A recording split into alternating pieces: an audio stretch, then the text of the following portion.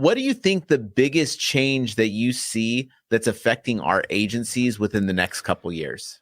I can tell you that the insurance business is a constantly evolving landscape, and that if our feet are planted into the ground, we're going to get run over. Insurance dudes are on a mission to escape being handcuffed by our agencies. How? By uncovering the secrets to creating a predictable, consistent, and profitable agency sales machine. I am Craig Pretzinger. I am Jason Feldman. We are agents. We are insurance dudes. Right now, while it's fresh in your mind, check out live.teledudes.com. We took our notes from over 100 interviews with top agents from around the country and made it into a live webcast. Using these strategies led Craig and I to selling more than $10 million in premium in the last 2 years. On this call, you'll receive the exact blueprint to get the same results. Just go to live.teledudes.com to register for this upcoming Tuesday's live call with us. If you jump on this call with us, we're certain 2022 will be an absolutely fantastic year for you. See you there. What do you do to keep the team motivated? Oh, man. All right. So this past last month, right? So December. And I took the idea from another captive agent with the company I'm with. I bought a Plinko board. And yeah, this thing is so much fun. So we did one call close challenge. And if you got a one call close, that you would get a Plinko chip. So you drop it down. And what I did is I said, hey guys, you get a one call close, you could get anywhere from $10 to $50, depending on where it lands. But either way, you get a one call close, you're going to get something. And so sure enough, it kind of became kind of a team challenge where everyone was just they were just vying. They get that one call close because they wanted to get that $50. And they came up with strategies and tactics and they wanted that $50. But the thing is that it was fun for them and it was fun for me. And it really kind of boosted our sales for the month of December. Because typically in December, especially once you get towards Christmas time, you'll start to see that production kind of drop off because, people are just not thinking about insurance and they're thinking more about, the holidays and, finishing up those Christmas gifts and stuff like that. So the Plinko board was huge. I'll also do like coffees for closers. So if you get 5 items in that day, the next morning I'll buy your coffee at Starbucks. So that's kind of a nod to Glengarry Glen Ross, if you guys have seen that movie. Yeah, so just little things like that. I mean, it's not breaking the bank. It's not intended to do that. But, like anything, if you have a competitive team, they want to be a part of that winning side, right? Yep. And it's always just kind of fun to be able to do stuff like that. We also do team challenges where we say, hey guys, look, if we get X amount of items here this week on Friday, I'll buy everyone Cheesecake Factory. So yeah. And, everyone knows those portion sizes are huge. I mean, seriously, man, I don't think there's a dish that's under 2,000 calories. It's crazy. But sure enough, man, it's just kind of fun to be able to have those types of those team challenges, individual challenges to where it kind of pushes everyone to kind of realize their potential. And they all have a good time doing it. That's great. Mm-hmm. Love it. Mm-hmm. Love it. So what is your agency doing for marketing right now? Good question. So we're kind of an all of the above type of approach. So we're doing direct mail, we're doing live transfers, Teledudes, live transfers, internet leads. We do referrals from mortgage loan officers and realtors. I have a sales producer who is actually a realtor as well. So he's got an extensive network of loan officers that refer him business, and he does the same with clients that he's showing homes on.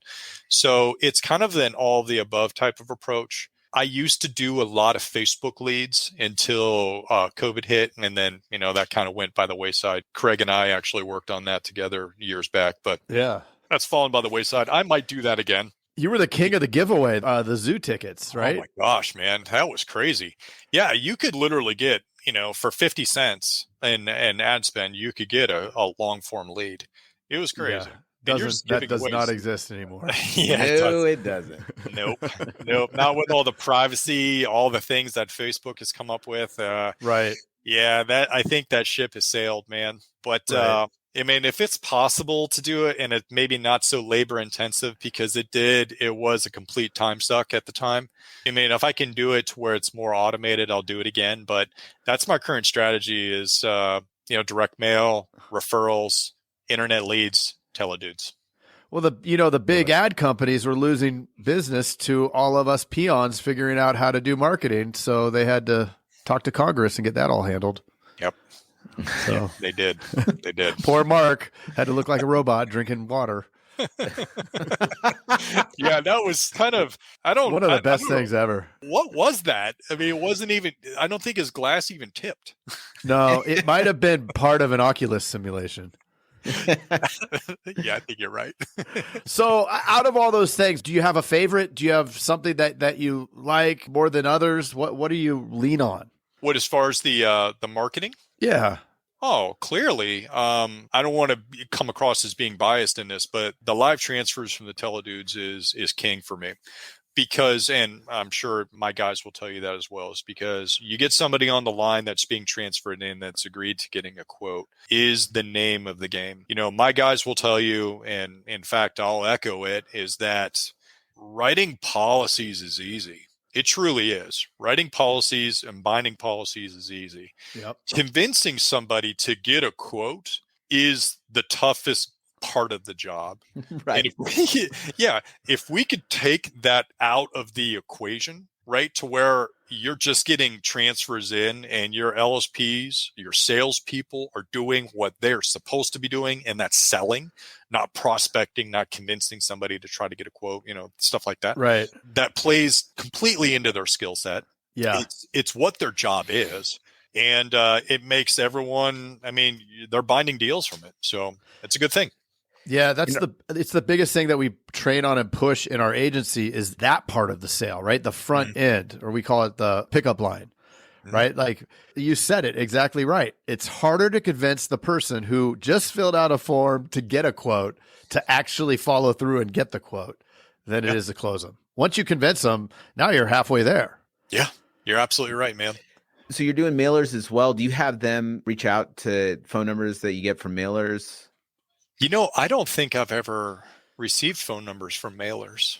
Okay. So I wish that were a thing, but that's what Amador was doing for ages. Oh, no kidding. Yeah, he was finding ones with numbers, and so he had a two-pronged. Oh, I see. Okay. Yeah, the vendor that I was using up until 2 months ago, and I kind of put a pause on it, and I said we'd pick up here in the spring, was a vendor that was taking photos, or that were, grabbing the subject property photo from maybe county auditor or something like that. And they would actually print that on the top of the page, and it would be inserted into an envelope that had like a plastic, transparent plastic. So when you're kind of whomever and you're getting your mail out of your mailbox and you see a picture of your house, you're probably inclined to open that up, right? So sure enough, you open it up and then you unfold the piece of paper and it says, hey, we could save you money on your auto insurance or your home insurance, call this number, blah, blah, blah. So we were actually getting anywhere from a 1.5% to a 3% response rate. And we were doing very well with that leading up into fall. And then it started to drop off drastically. So that's one of the things with direct mail, is that it's not reliable. Right? It's either going to be hit or miss. And it's also extremely expensive. So you're kind of gambling, you're rolling the dice every single month. Yeah. So, yeah. Hard to track. Yeah. Yeah. Did you ever find that it would create laziness towards the internet leads? Meaning, Totally. Right? Like, okay, if I have a choice between the transfer that's coming in or the call in from the mailer, they're always going to jump on that because it's easier. Yeah. Yeah, that's true. As far as the call-ins from the mailers, we were getting anywhere from 20 to 25 a month. So it wasn't, of the frequency in which the teleteam was able to produce. So we're talking 25 to 30 a day, with the teleteam. So, and plus at the same time, they can see it as far as where it's coming in, whether it's be a transfer or if it's coming in on a direct mail channel. But it's not that frequent to where they have to choose between taking this call or that. Gotcha. Yeah. 20 times. So how important are referrals to your agency? How do you approach that? I wish. This is a lost opportunity for us. It really is. We really need to focus on referrals. And I've got a couple of guys that are actually testing out some ways to be able to get some referrals now. I wish I could tell you that that's something that we tackle and we really kind of focus on, but unfortunately we don't. And I know that we do. So going into this year, that's one of the things that we all agreed that we were going to focus on was coming up with a great funnel to be able to collect names and phone numbers of people that we sold so we can get back out to those people to kind of expand that book of business within that immediate family. Yeah. So is it important? It is, but I can't say it's that important because obviously I haven't done anything with it. So clearly it's not that important in my eyes. Isn't it funny? The thing that we know that will have the highest close ratio and all that, it's like, it's right there. And it's just, man, we just don't do it. Because we're lazy. Yeah.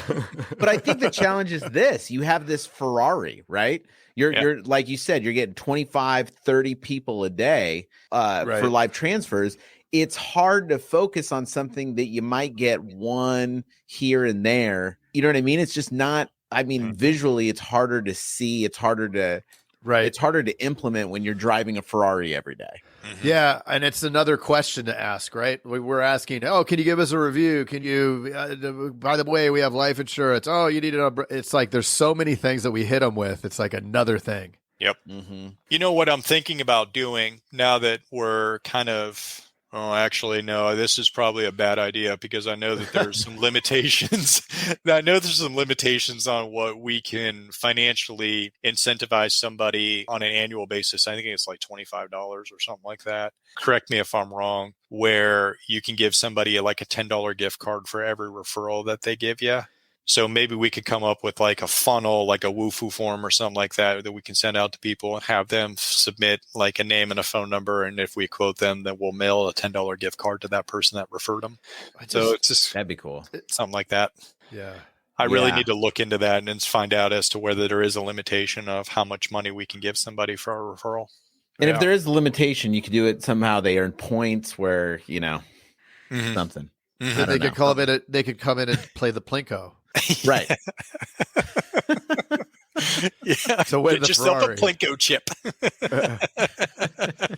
It was when my wife and I were really young, right when we first met, we went and joined LA Fitness, and the guy, we did all our stuff, we're sitting at his desk, and then he turned the monitor around towards us and he put the keyboard in front of us, and there was it was a form and it had 10 spaces, and he said, "I'm going to go grab your paperwork. I'll be right back. I need you to fill this out with everybody you know for referrals." And he walked away, and I was just like, oh man, that's savage. He had rapport with us, so we felt bad not putting something, but then we're also like, I don't want to have blowing up everybody we know, So it was. But it was so aggressive, and that if he does that every single time, he's bound to get results, right? So for sure, it was interesting. It was just an interesting approach. I think it was a little too savage, but it was something. So we talked a little bit about onboarding the team, right? When you bring somebody on, what you do. Now let's talk about onboarding a new client. So you bring on a new client. We want to create that optimal client experience right off the bat. What kind of things do you do to ensure that happens? Welcome call. Absolutely. Okay. Welcome call. We're welcoming them to the agency. We're checking to see if they received their documentation in the mail, insurance cards, all that stuff. We are also making sure that they've downloaded the mobile app, that they've elected all the preferences that they're supposed to elect. If there's any other programs that they're supposed to be enrolled into, we help them out with that. The idea here is to get them good with all their stuff that they need to get taken care of before first renewal. We don't want them to lose any discounts at first renewal because of something that they didn't do in the 6 months leading up to first renewal. Right. So that welcome call is absolutely critical. If, at the end of the day, if we don't get them on the phone, then it's an email. And that email is going to be followed up with a secondary email just making sure that they're aware that these are things that we want to assist them in walking through. Now, of course, in our service items, leading up to, I think it's 30 days before first renewal, we are going to get, notice that they're up for renewal. And we'll check to see as to whether they did that. And if they didn't, we'll, of course, reach out to them. So, sure, I expanded that time frame a little bit, but I've just kind of taken you through a journey, the agency effort to make sure that they are completely good to go with all their stuff. I love that. So now we've kind of taken the journey from how do you get people in? How do you get your staff in? How do you onboard people? And now what would you say that you do for retention? Like, give me some ideas. Like, what are some of the things that you focus on that you look as the big idea behind your agency and being able to retain your clients? Value and service, man. So one of the things, every single client and I don't call them customers, I'll call them clients, right? So that's just a thing with me. I feel like a customer can come and go. Customers are people that shop at a grocery store that can choose to not go to that grocery store for, the next 6 months. A client is somebody that you have a business relationship with and that you're always going back to, and it's constant. And that business relationship can last years or decades So as far as our clients go, every single person that calls into the agency, we want to make them feel like they are the best thing ever, right? That they are VIP, and we're going to do anything we possibly can to make sure that they are good to go. So we do that through, one, explaining everything to them in terms of discount utilization, their coverage. If they don't get it and they're just not understanding over the phone, we'll do Zoom calls with them. We're very transparent. We're very educational. We're very open to making changes and suggesting certain things. We want to make sure that they're fully aware of what it is. And even though we can't control price, because a lot of people call in based upon price, we are going to educate them on why it is the way it is, and then just offer up some suggestions, to keep them. Because, with internet leads, they come to you on price, they leave you on price, right? And that's kind of the thing. So we want to make sure that we're kind of stopping that cyclical shopping every 6 months or every year by driving a wedge between, let's say, a call center insurance company who you don't know who you talk to, and you'll probably never talk to that person again because they have 1,000 people in cubicles there. Or you can call my insurance agency and you're going to be on a first name basis with everyone that you talk to. And you kind of feel like some sort of like an extension of your family. So that's one of the things that they're not numbers to us. They are people. And we're going to treat them. We've all heard this, treat someone the way you want to be treated. But it's so true, especially if you're looking to maintain a business relationship with somebody that's, years or 5 years. You're going to have to treat them, with some respect and with some courtesy and make them feel good about, choosing your agency or my agency to continue to do business with. And I guess that's our claim to fame. I love the notion of breaking the cycle, right? Because they've been taught, we were talking about it earlier, they've been taught over and over by the $1 billion marketing machine from the call centers that it's a commodity, it's a commodity, it's a commodity. And if we can change that experience, even in the sale, and they come to the realization, because they have to come to the realization that it's different, not us telling them it's different, right? Like once they believe it's different, then their perception has shifted. And it comes with all the things, right? Telling the stories, telling them what you said, it's the local agent, but even more so, this is how you'll be handled when something happens versus what you're accustomed to, and then changing coverages, right? Because they probably had the same coverages over and over and over because all they do is match them and quote them and give them a price, right? So that's right. Love that.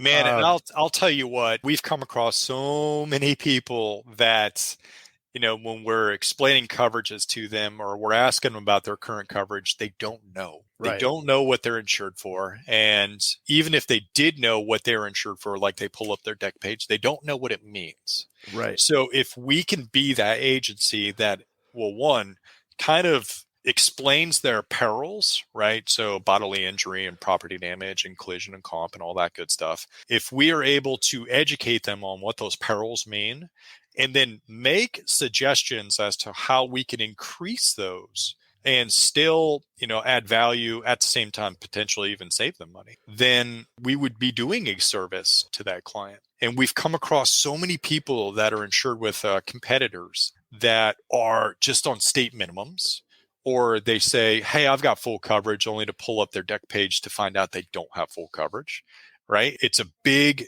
disconnect as to what they're insured for or what they think they're insured for compared to, what they believe. Right. So education is huge. It is. Yeah. With us, it's big.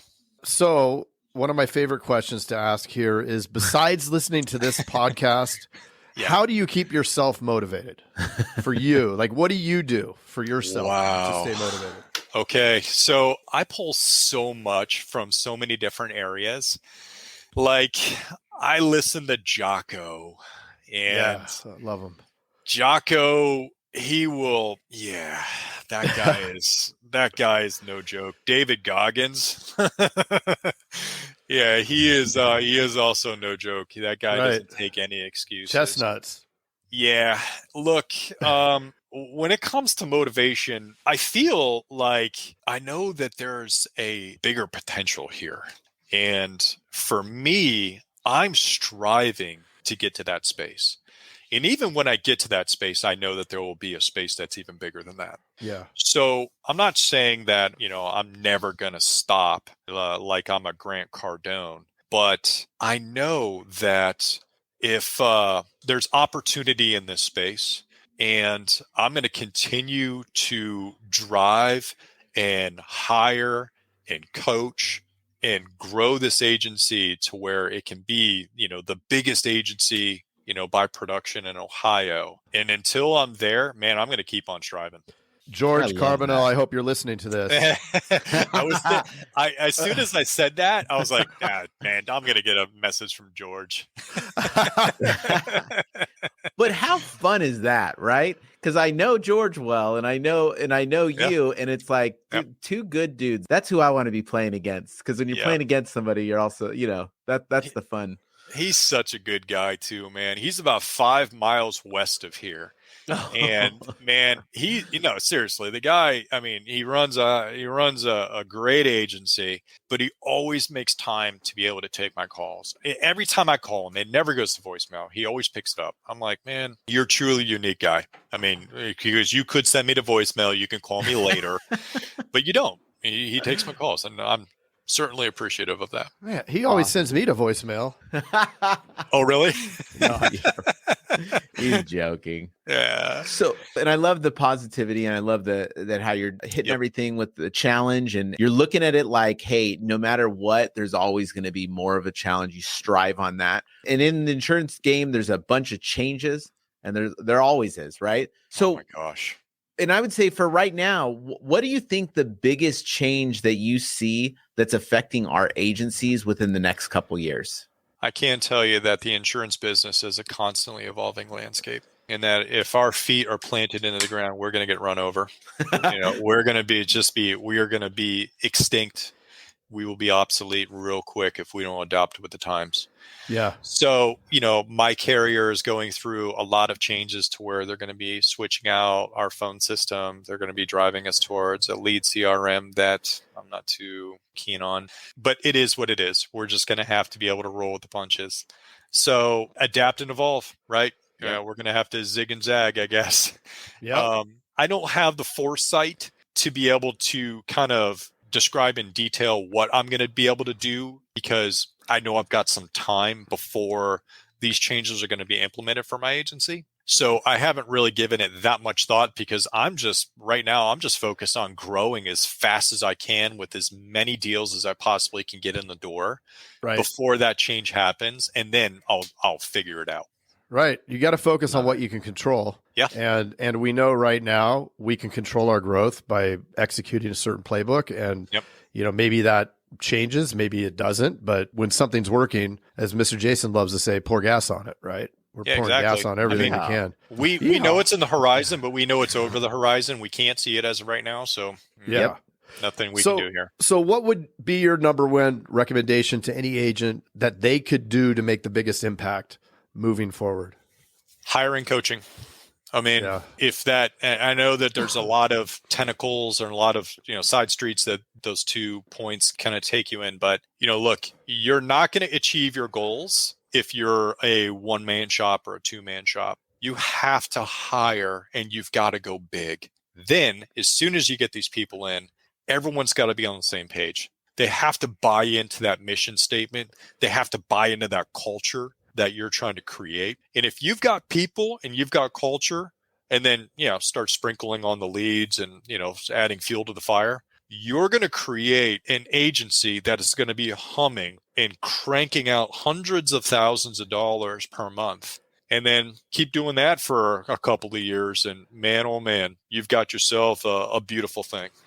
Momentum. Oh, love it. Yeah. Love it.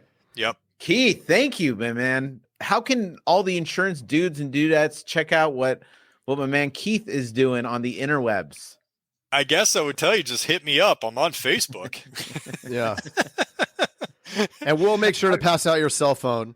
Yeah, please do. Yeah. Just, actually make that and really big. Yeah. Yeah. Home address too. Make sure you do that. Sure. Right. I'm actually going to run a giveaway ad to your phone number. I think that's there you go. Old school. See how much the leads will cost. Please do. I was hoping that you were going to suggest that. I wasn't going to do it because I didn't want to come across as that guy, but thanks for doing that. Yeah. Yeah. We'll do it. We'll split test 2 different ads, see how it works. There you go. But send it to my office and my home. Yeah. Let's see which one performs better. Thank you so much, Keith. It's awesome to have you. It's awesome to see you every week on the Elite Dudes call. And, yeah, man. And you're a great member of this community. So really great insurance dude. Thank you. Great insurance dude. And make sure to get Emily your home your home address, and she'll email you, or she'll send you, not email. She'll send you a shirt. We'll get you the new insurance dude shirt. Okay, and we'll hat. do. You need a hat too. I do. Oh, and a hat. Let's do it. Yeah, let's do it. The new hat. Geared out. Looks good. All right, that sounds awesome. Well, hey, thanks for having me on, guys. It was a pleasure. I'd love to do it again with you. Thank you, Keith, my man. Loved it. Awesome. Good stuff. Take care. Thanks, guys. Thanks. See ya. Have a good one. Bye. Hey, what are you still doing here? Well, while you're still here and while it's fresh in your mind, check out live.teledudes.com. Yeah, if you weren't listening before, we took notes from over 100 interviews with top agents from around the country and made it into a live webcast. Using these strategies did help Craig and I write over $10 million in premium in the last couple years. And let me tell you, on this call, you'll receive the exact blueprint to get the very same results. Again, that's live.teledudes.com to register for this upcoming Tuesday's live call with us. And if you jump on with us, we are certain 2022 will be an absolutely fantastic year for you. See you there.